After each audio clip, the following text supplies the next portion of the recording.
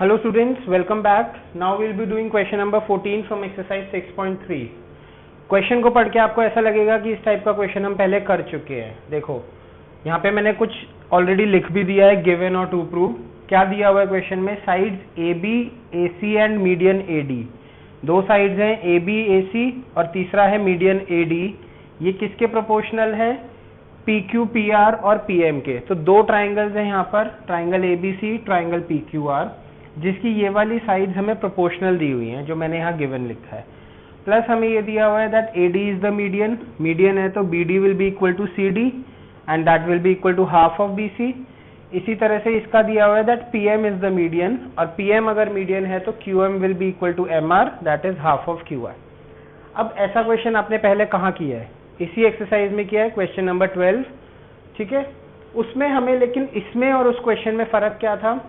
फर्क ये है कि उधर हमें दिया हुआ था ए बी बी सी और ए डी। ठीक है, इधर हमें दिया हुआ है ए बी ए सी और ए डी। ये फर्क था। अब आप कहेंगे कि ठीक है भाई, ए बी की जगह बी सी की जगह ए सी दे दिया, क्यू आर की जगह पी आर दे दिया, डजेंट मैटर, सेम अप्रोच है, सेम मेथड है, सेम कॉन्सेप्ट है, हो जाएगा question. Let me tell you, concept same है लेकिन अप्रोच बहुत डिफरेंट है इस क्वेश्चन की। रीजन मैं उसका बताता हूं। सबसे पहले कॉन्सेप्ट सेम कैसे है। क्वेश्चन नंबर 12 में हमने क्या किया था?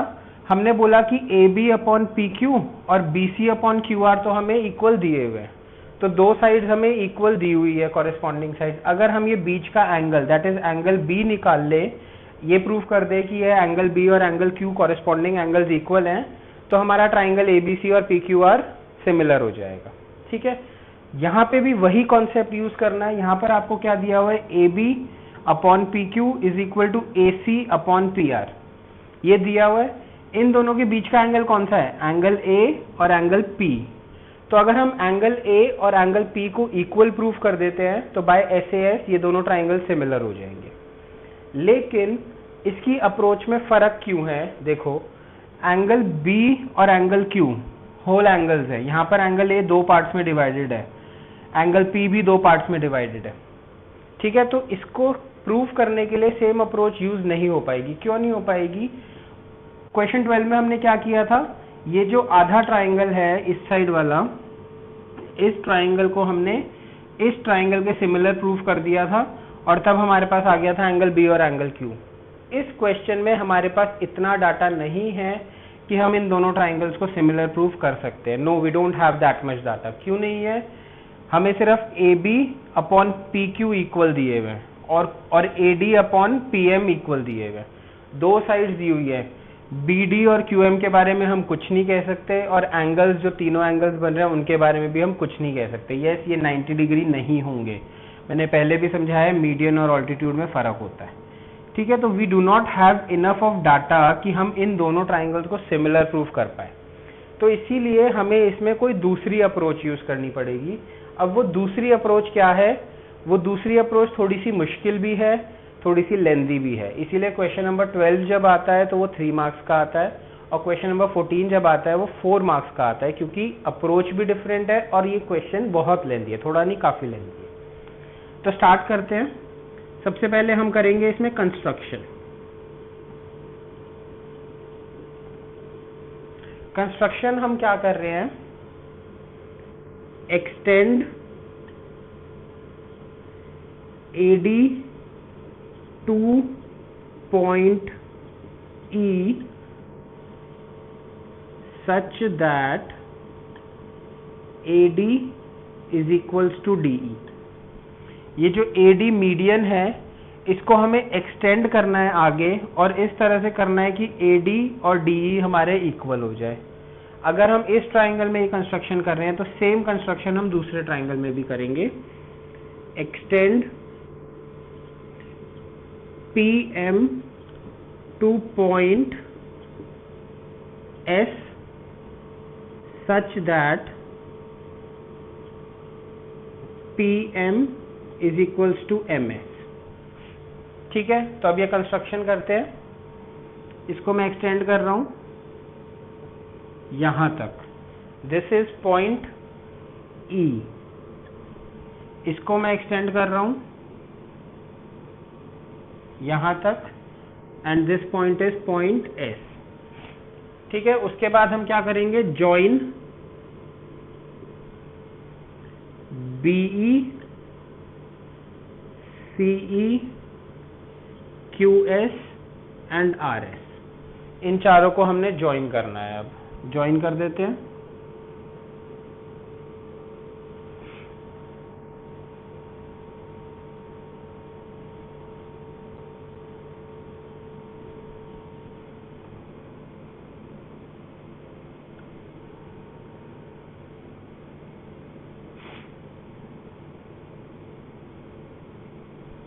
ठीक है, ये हमारी अब एक फिगर बन गई। अब हमारा सॉल्यूशन स्टार्ट होगा। देखो प्रूफ, हमारे पास क्या क्या चीजें हैं। We have AD is equals to DE, AD is equals to DE and BD is equals to CD। AD is equals to DE हमारे पास है बाय कंस्ट्रक्शन, और BD is equals to CD हमारे पास है गिवन इन द क्वेश्चन। तो अगर हम इस पूरी फिगर को एक सिंगल फिगर देखें तो AE, ये क्वाड्रिलेटरल बन रहा है, क्वाड्रिलेटरल ABEC, इसमें AE and BC are the diagonals.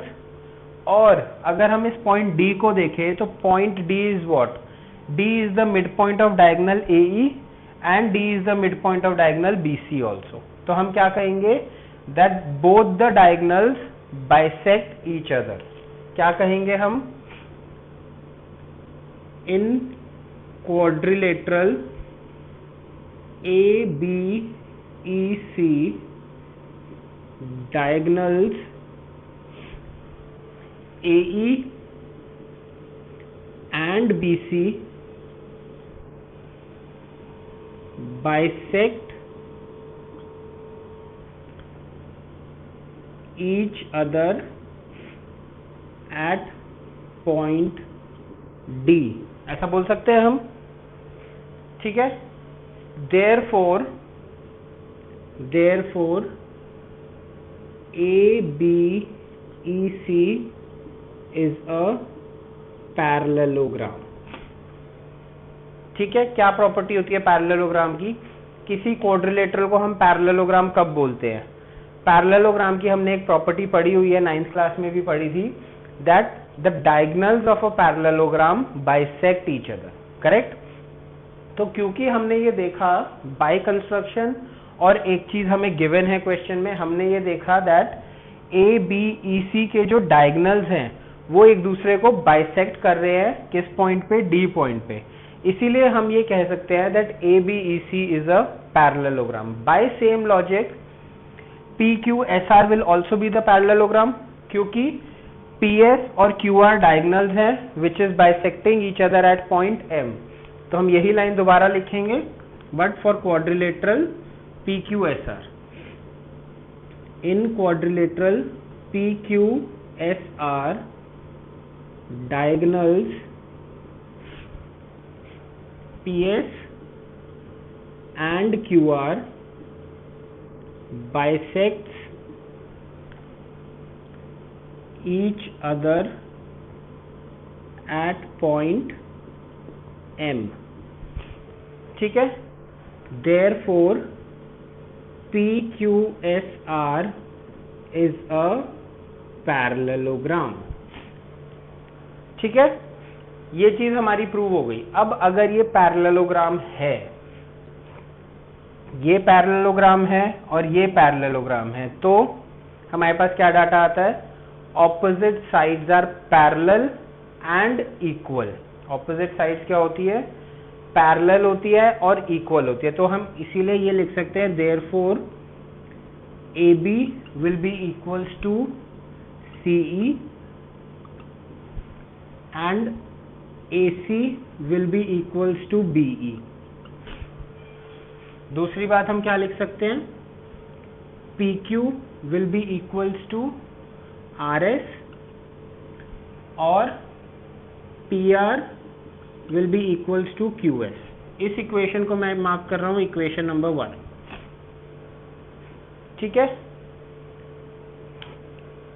या इसको मैं इक्वेशन नंबर 2 मार्क कर देता हूं और इक्वेशन नंबर 1 में इसको मार्क कर रहा हूं जो हमें गिवन में दिया हुआ है। This is our equation number 1। ठीक है, अब देखो A B upon P Q, या मैं पहले आपको ट्राइंगल्स लेके देता हूं। ठीक है, यहां तक बेसिकली ये कॉन्सेप्ट समझ आ गया कि हमने ये कंस्ट्रक्शन किस बेसिस पे करी है। हमने ये कंस्ट्रक्शन इस बेसिस पे करी है कि ये फिगर जो है वो पैरेललोग्राम में कन्वर्ट हो जाए। और क्यों हो जाए पैरेललोग्राम में कन्वर्ट? ताकि हमें ऑपोजिट साइड्स इक्वल मिल जाए। अब ऑपोजिट साइड्स इक्वल मिलने का हमें फायदा कैसे होगा, अब उसको देखना है हमें। तो मैं दो ट्राइंगल्स ले रहा हूं, यहां पर ध्यान से देखो। आपको तब समझ आएगा कि मैंने ऐसा क्यों किया। In triangle A B E and triangle P Q S. Remember, सबसे पहली चीज हम ये काम क्यों कर रहे हैं, हमारा कॉन्सेप्ट क्या है? हमारा कॉन्सेप्ट है एंगल ए को एंगल पी के इक्वल प्रूफ करना।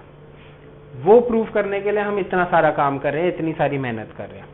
लास्ट क्वेश्चन 12th क्वेश्चन में वो काम बहुत आसानी से हो गया था विद द गिवन डेटा। यहाँ पर उतना डेटा गिवन नहीं है कि आसानी से हो जाए, तो थोड़ी सी मेहनत करनी पड़ रही है।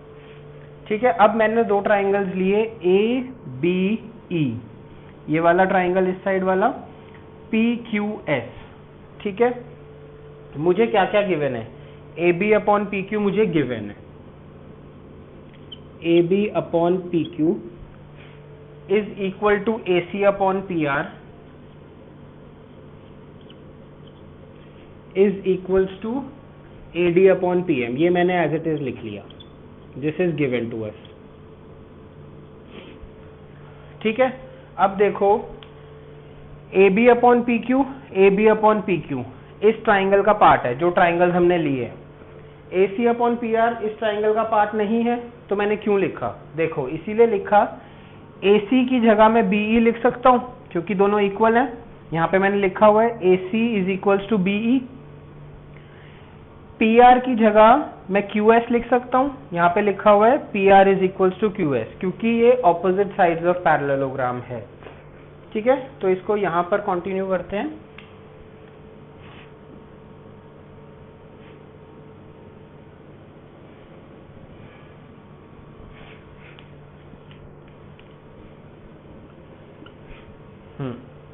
तो मैं अब क्या लिख देता हूं? A B upon P Q, A B upon P Q is equals to A C upon P R की जगह मैं क्या कर रहा हूं? B E upon Q S. A B upon P Q, B E upon Q S, ये दो sides आ गई। A D upon P M को मैं ऐसे लिख दूं, is equals to 2 times A D upon 2 times P M. ऐसे भी लिख सकते हैं, कोई फर्क नहीं पड़ेगा। मैंने ऊपर और नीचे दोनों साइड से 2 से मल्टीप्लाई कर दिया। हम कर सकते हैं, दैट्स अलाउड इन मैथमेटिक्स। तो देखो ये कहां से आया? From equation 2। कहां से आया? फ्रॉम इक्वेशन 2, क्योंकि ए सी जो है वो हमारा बी ई के इक्वल है, तो हमने रिप्लेस कर दिया। क्यू एस पी आर जो है वो हमारा क्यू एस के इक्वल है, तो हमने रिप्लेस कर दिया। अब मैंने ये ट्वाइस ऑफ ए डी और ट्वाइस ऑफ पी एम क्यों लिखा है? देखो, अगर मुझे ये जो दो ट्राइंगल्स मैंने लिए हैं, ट्राइंगल ए बी ई और ट्राइंगल पी क्यू एस, अगर मुझे इन दोनों ट्राइंगल्स को सिमिलर प्रूफ करना है, तो एंगल्स तो हमारे पास है नहीं। ये तो हमें भी पता है कि एंगल्स के बारे में हम बात नहीं कर रहे हैं, तो हम सिर्फ साइड्स के बारे में बात कर रहे हैं। ए बी और पी क्यू आ गई है, बी ई और क्यू एस आ गई। कौन सी साइड बची है? ए ई और पी एस। हमें क्वेश्चन में दिया हुआ है A D upon P M इनके इक्वल है। मैंने ट्वाइस कर दिया। क्यों कर दिया? क्योंकि ए डी और डी ई आपस में इक्वल हैं। तो अब मैं इसको क्या लिख दूंगा? A B upon P Q is equals to BE upon QS is equals to AE upon PS। क्यों लिख दिया मैंने ये? Because AD is equals to DE और क्या है हमारे पास? PM is equals to MS by construction, ये हमें पता है। ठीक है, अब क्या हुआ इससे, ये वाली थर्ड साइड और थर्ड साइड आपस में प्रोपोर्शनल आ गई, तो therefore by SSS, therefore triangle ABE is similar to triangle PQS by triple S criteria. ठीक है, अब अगर ये दोनों ट्राइंगल्स आपस में सिमिलर हो गए, इसका मतलब क्या है, ये वाला एंगल और ये वाला एंगल आपस में इक्वल आ जाएंगे। This means that angle BAD लिख लेते हैं, एंगल BAE लिखते हैं, चलो, is equals to angle QPS by CPCT। Now this is our equation number 3। ठीक है, तो ये वाला एंगल और ये वाला एंगल आपस में इक्वल आ गए। अब देखो, अभी इतनी सारी मेहनत हमने करी है, उसके बाद हमें सिर्फ ये वाला पार्ट इस पार्ट के इक्वल मिला है, अभी पूरा एंगल A और पूरा एंगल P नहीं मिला है इक्वल। तो अगर आप ध्यान से देख पाओ, ट्राइंगल ABE और PQS, जिस तरह से हमने इन दोनों को सिमिलर करा, बिल्कुल उसी तरह से हम ACE और PRS को भी सिमिलर कर सकते हैं। क्यों? AE अपॉन PS, ये तो हमारे पास आ ही गया, क्वेश्चन में गिवन है AC अपॉन PR, और इस RS की जगह PQ की जगह RS लिख देंगे, AB की जगह CE लिख देंगे। तो by again triple S we have these two triangle similar also. तो अब हम ये पूरा काम दोबारा नहीं करेंगे, अब हम सिंपली एक स्टेटमेंट लिखेंगे, सिमिलरली बिल्कुल इसी तरह से, बिल्कुल इसी मेथड से triangle ACE will be similar to triangle PRS। ठीक है, बिल्कुल यही चीज लिखेंगे, मतलब कि भाई सिमिलर मेथड करना है हमें, कोई डिफरेंट नहीं है, तो इसीलिए हम पूरा मेथड में हम आपको दोबारा करके नहीं दिखा रहे हैं। हमने सिंपली ये बोल दिया कि ACE को PRS के हम इक्वल प्रूफ कर देंगे बिल्कुल इसी मेथड से। अब अगर उसको हम इक्वल प्रूफ कर देंगे तो हमारे पास क्या आ जाएगा, angle CAE will be equals to angle RPS। this is our equation number 4, right? ये आ जाएगा। अब हम क्या करेंगे, adding 3 and 4,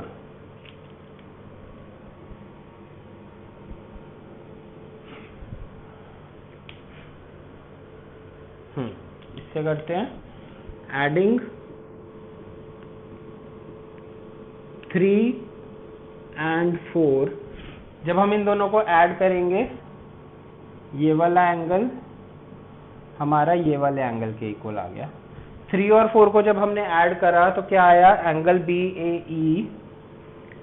BAE plus angle CAE is equals to angle QPS plus angle RPS।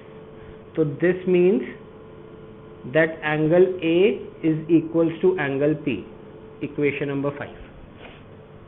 ठीक है, अब इतनी मुश्किलों के बाद हमारा आया है एंगल A और एंगल P इक्वल आ गया। ठीक है, तो काफी काम करना पड़ा है। क्वेश्चन 12 में इतनी मेहनत नहीं करनी पड़ी थी, पैरेललोग्राम बना के ऑपोजिट साइड्स इक्वल करके डायगोनल्स बाइसेक्ट करके। ठीक है, अब क्या करेंगे आगे, अभी हमारा क्वेश्चन क्या कंप्लीट हो गया? नहीं हुआ। अभी हमारे पास एंगल A और एंगल P इक्वल आया है। अभी हमें क्या करना है, अपने फाइनल स्टेप पर जाना है, ट्राइंगल ABC और PQR को सिमिलर प्रूफ करना है। तो चलो वो भी कर देते हैं फटाफट। In triangle ABC and triangle PQR, AB upon PQ is equals to AC upon PR, this is given, and angle A is equals to angle P from equation number 5। therefore triangle ABC is similar to triangle PQR by SAS. ठीक है, finally मैं बड़ा छोटा सा लिख दिया AB upon PQ is equal to AC upon PR given है। Angle A is equal to angle P हमने प्रूव कर दिया है इक्वेशन नंबर 5 में। तो बाय SAS ये दोनों ट्राइंगल्स आपस में क्या हो गए, सिमिलर हो गए, राइट। ये वाली साइड एंड ये वाली साइड, ठीक है, समझ में आया। एक बार क्विकली रिवाइज करता हूं मैं सारी चीजें क्या करी है मैंने, मैं दोबारा से बताता हूं। हमारा मोटिव था कि एंगल A और एंगल P को हम आपस में इक्वल कर दें। अगर वो इक्वल कर देंगे तो बाय SAS हमारे दोनों ट्राइंगल सिमिलर हो जाते हैं, क्योंकि दो साइड्स हमें प्रोपोर्शन में ऑलरेडी गिवन है। तो इन दोनों एंगल्स को इक्वल करने के लिए हमें क्या करना पड़ा, हमें कंस्ट्रक्शन करनी पड़ी। कंस्ट्रक्शन हमने इस तरह से करी है कि ये एक पैरेललोग्राम बन जाए, मतलब हमने D को आगे एक्सटेंड करा है। अब यहाँ पर आप लोग गलती क्या करते हैं, यहाँ पर आप लोग गलती ये करते हैं कि आप क्वेश्चन में ही बोल देते हैं कि we are making a parallelogram. नहीं, आप कंस्ट्रक्शन एक ही तरह की कर सकते हो, एक ही तरह की कंस्ट्रक्शन अलाउड है। उसमें हमने कर दिया कि DE हमने बना दिया which is equals to AD। इस कॉन्सेप्ट को लेकर हमने प्रूव करा है कि ये पैरेललोग्राम है। हमें ये नहीं बनाना कि draw BE parallel to AC, draw CE parallel to AB, therefore it is a parallelogram. नहीं, ऐसे नहीं, ये गलत हो जाएगा। This is not a construction. ये तो आप जबरदस्ती प्रूव करो। कंस्ट्रक्शन में आप एक ही चीज ले सकते हो, तो हमने ये ले ली। अगेन सेम कंस्ट्रक्शन इस ट्राइंगल पे करी, पैरेललोग्राम बना दिया। पैरेललोग्राम बनाने का मोटिव ये था ताकि AC जो है वो BE के इक्वल हो जाए और AB जो है वो CE के इक्वल हो जाए। सिमिलरली इन दैट ट्राइंगल, उसकी मदद से हमने क्या करा, ट्राइंगल ABE और PQS को सिमिलर प्रूव कर दिया। ठीक है, अगर ये सिमिलर प्रूव हो गया तो इसका मतलब ये वाला एंगल जो यहाँ पर रेड से मार्क्ड है, छोटा एंगल, इज इक्वल टू ये वाला एंगल, क्योंकि ट्राइंगल सिमिलर है। उसके बाद हमने यही काम राइट हैंड साइड वाले ट्राइंगल्स में करा, दैट इज ACE और PRS। लेकिन हमने पूरा एक्सप्लेन करने की बजाय सीधी सी एक स्टेटमेंट लिख दी कि सिमिलरली, कि हमने जो ऊपर किया है वही सेम मेथड करना है सिमिलरली। तो उससे हमारा ये वाला एंगल जो डबल लाइन से मार्क्ड है और इधर ये वाला एंगल जो डबल लाइन से मार्क्ड है, वो दोनों इक्वल आ गए। ये सब चीजें जब हो गई तो हमने इन दोनों इक्वेशंस को ऐड कर दिया, तो एंगल A और एंगल P हमारा इक्वल आ गया। अब जब वो इक्वल आ गया तो SAS से हमने ट्राइंगल ABC और ट्राइंगल PQR को सिमिलर प्रूफ कर दिया। ठीक है, यस लेंदी है, यस एक बारी में हो सकता है समझ में ना आए, तो ठीक है आप इसे एक या दो बारी वीडियो को देखें। कोशिश करनी है कि खुद से लिखना है पूरा, ये सारा प्रोसेस रटना नहीं है, लिखना है। रटने वाली चीज क्या है, सिर्फ एक ये कंस्ट्रक्शन, कि हमें हाँ इस क्वेश्चन में ऐसी कंस्ट्रक्शन करनी पड़ती है। ठीक है, अगर हमें क्वेश्चंस को आइडेंटिफाई कैसे करना है कि कौन सा क्वेश्चन नंबर 12 है और कौन सा क्वेश्चन नंबर 14 है, कैसे आइडेंटिफाई करोगे? पेपर में तो 12 और 14 नहीं दिया होगा, और हो सकता है ABC PQR की जगह कोई और वर्डिंग्स भी दे दी जाए।